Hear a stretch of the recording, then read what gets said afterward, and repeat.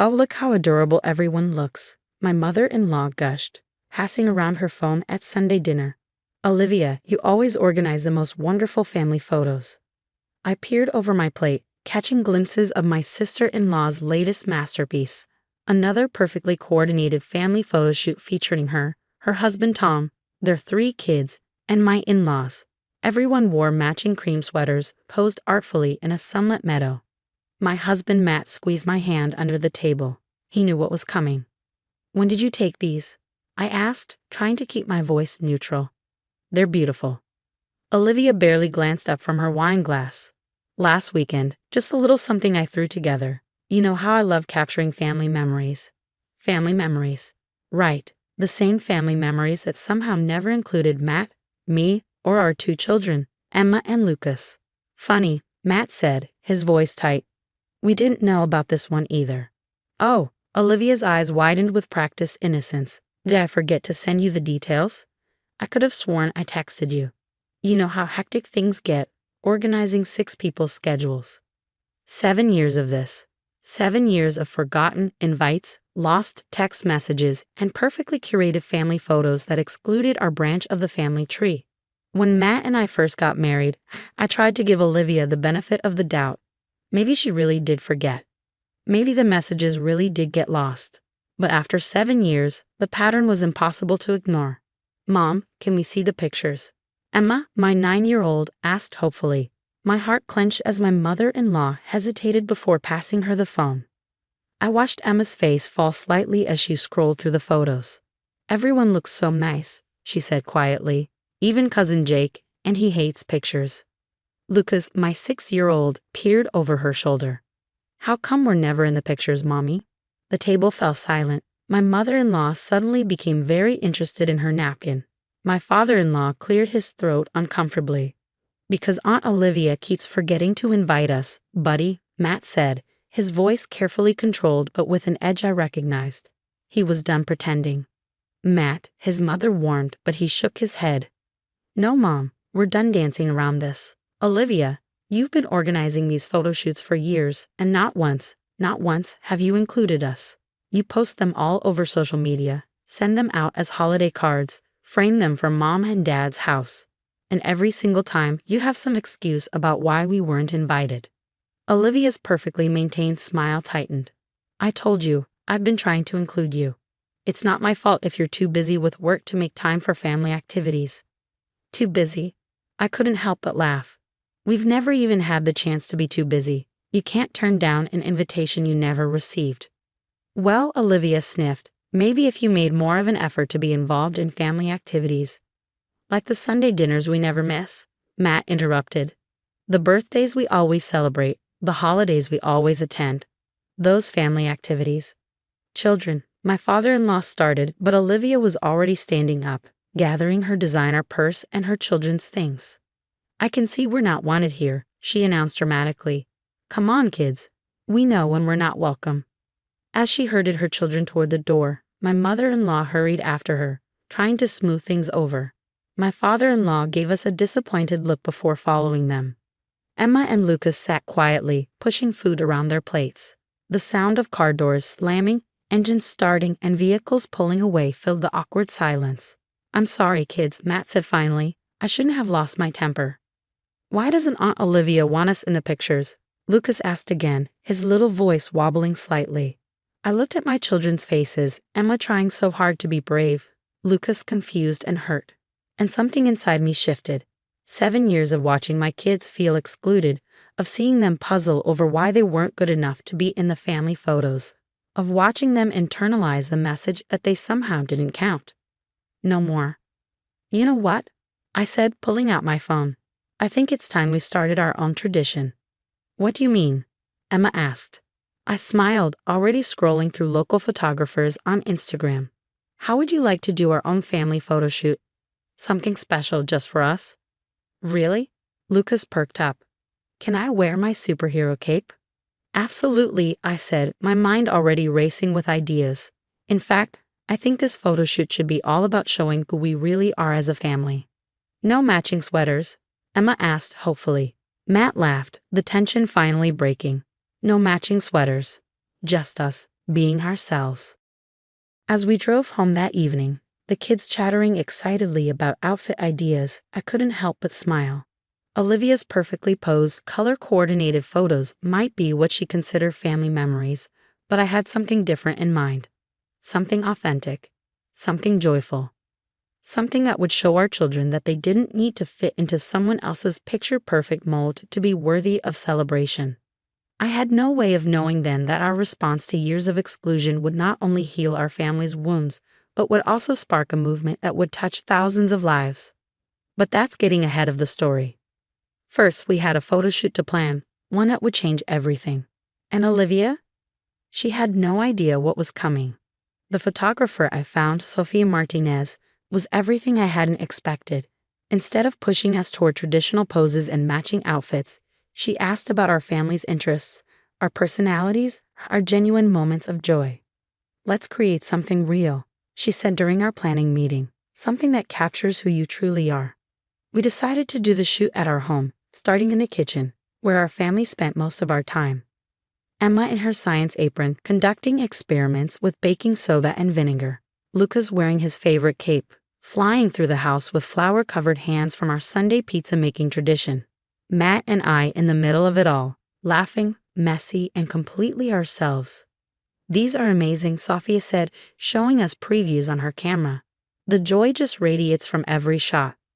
She followed us through our regular Saturday routine, board games in the living room where we were all fiercely competitive, backyard soccer matches where Lucas insisted on being the referee while wearing his cape, and quiet moments in our reading nook where Emma helped her little brother sound out words.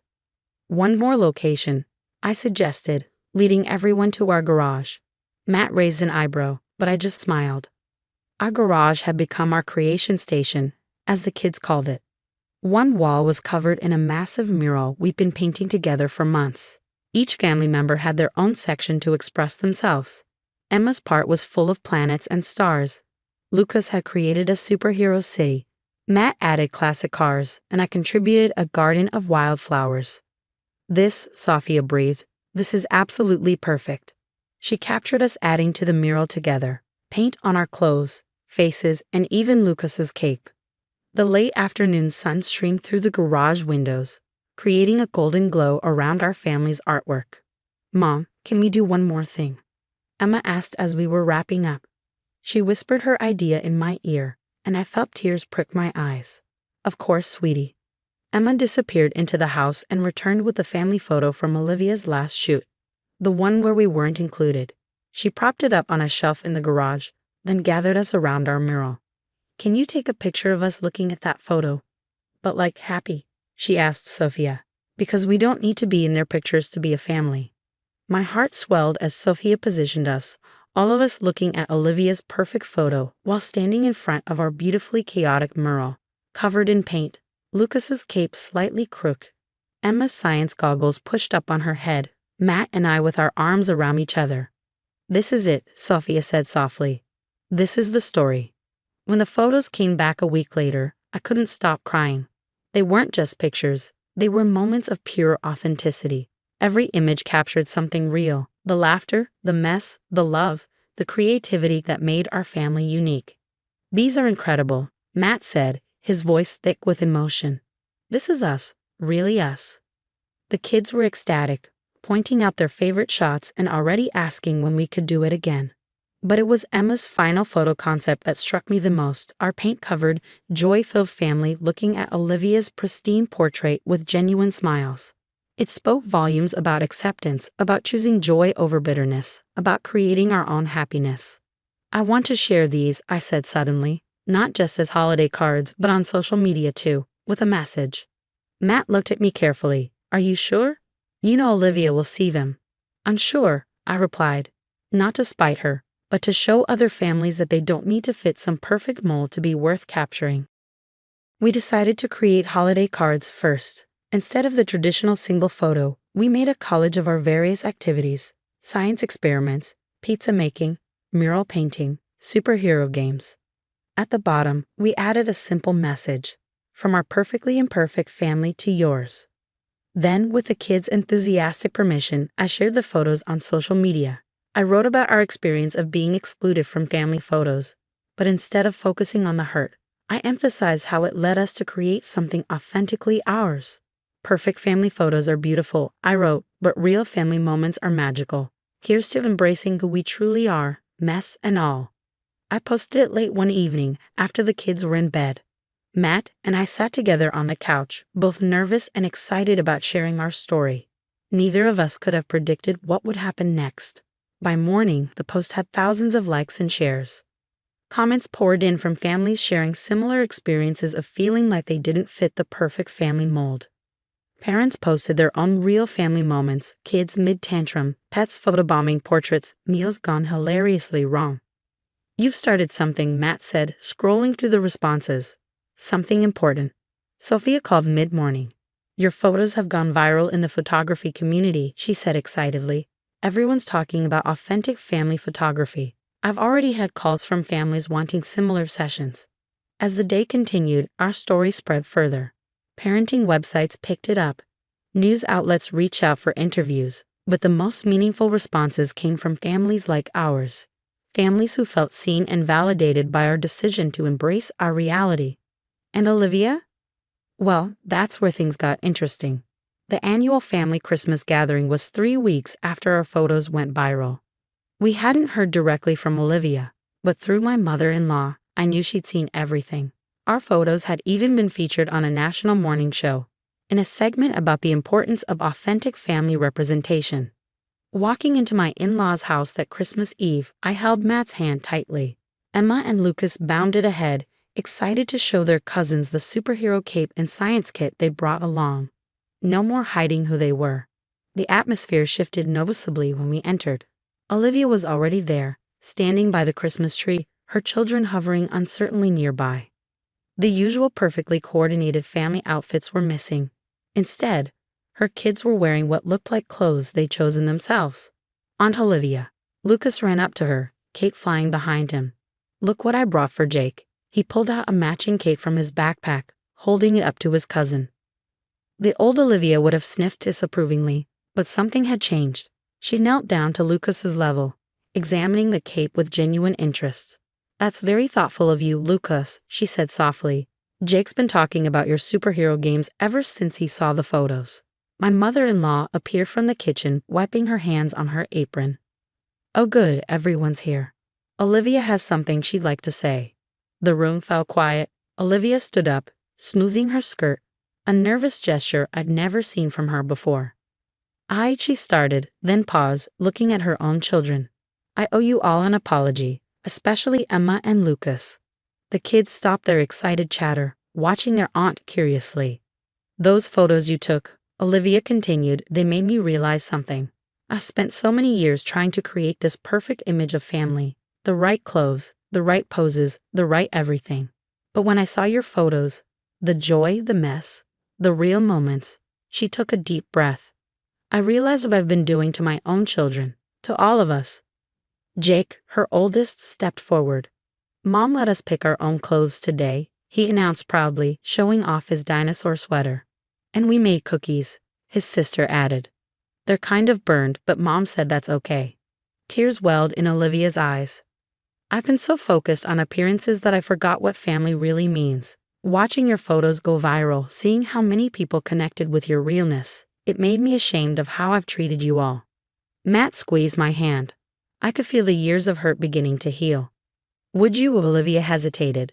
"Would you help me learn how to capture real moments, not just perfect poses?" Before I could respond, Emma spoke up. "We're painting the last part of our garage mural tomorrow. You could all come help if you want. It's really fun getting messy." The genuine smile that spread across Olivia's face was nothing like her usual practice one. "We've loved that."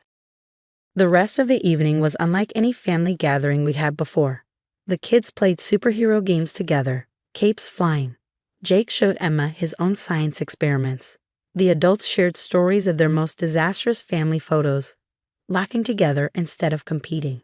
Later, as we were all gathered around the tree, my mother-in-law called for a family photo. Usually this would have been Olivia's cue to arrange everyone perfectly. Instead, she looked at me. "How about we try it your way?" So we did. No posed smiles, No coordinated outfits, just our whole family squeezed together on the couch, kids sprawled across laps, Lucas and Jake in their matching capes, Emma showing her cousins how to make silly putty, genuine laughter all around. That photo now hangs in all our homes, including Olivia's. It's not perfect, someone's eyes are closed, Lucas's cape is covering half of Jake's face, and Emma's science experiment left a stain on the couch. But it's real. It's us.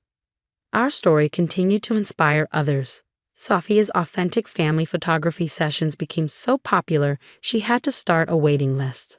Olivia and I even collaborated on a blog about embracing imperfect family moments, sharing stories of burnt cookies, failed craft projects, and the beauty found in everyday chaos.